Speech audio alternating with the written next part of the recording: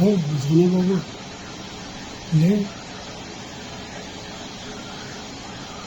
चल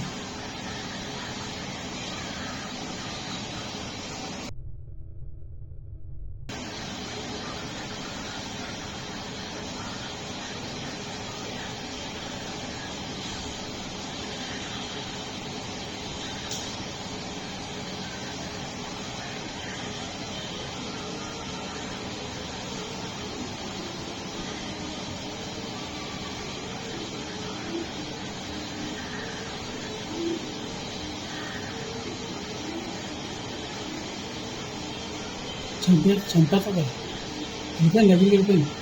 రాజమహేంద్రవరంలో చిరుతపులి సంచారం కలకలం రేపింది. జాతీయ రహదారి వద్ద దూరదర్శన్ కేంద్రం వెనుక చిరుత తిరిగినట్లు ఆనవాళ్లు కనిపించాయి. దీన్ని అటవీ శాఖ అధికారులు ధృవీకరించారు. చిరుత సంచారం దృశ్యాలు దూరదర్శన్ కేంద్రం సీసీ కెమెరాల్లో రికార్డయ్యాయి. ముందుగా ఒక పంది పిల్ల రోడ్డుపైకి రాగా దాని వెనుకే చిరుత కూడా వచ్చింది. పందిని వెంబడిస్తూ వెళ్ళింది. అయితే ఆ తర్వాత చిరుత ఎటు వెళ్ళింది అనే విషయంలో స్పష్టత లేదు.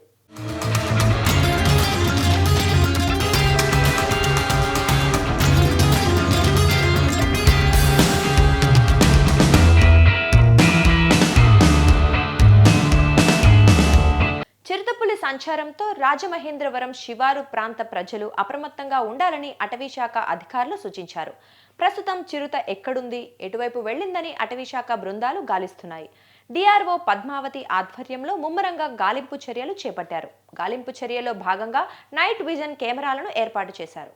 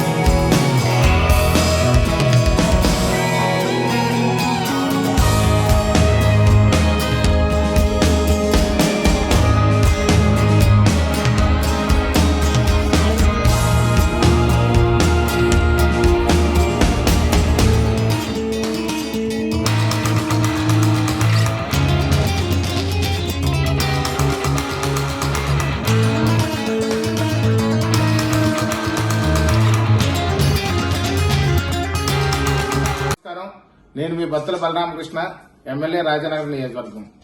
మన రాజనగరం నియోజకవర్గం ఈ యొక్క రాజమండ్రి పరిసర ప్రాంతాల్లో నేషనల్ హైవేని ఆనుకుని ఉన్నటువంటి ఫారెస్ట్ ఏరియాలో చిరుతపులి సంచరిస్తున్నట్లుగా ఫారెస్ట్ అధికారులు వాళ్ళ సందేహాన్ని వ్యక్తం చేస్తున్నారు.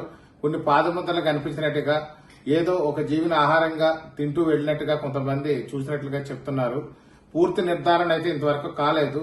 రేపటికల్లా పూర్తి నిర్ధారణ అవుద్ది.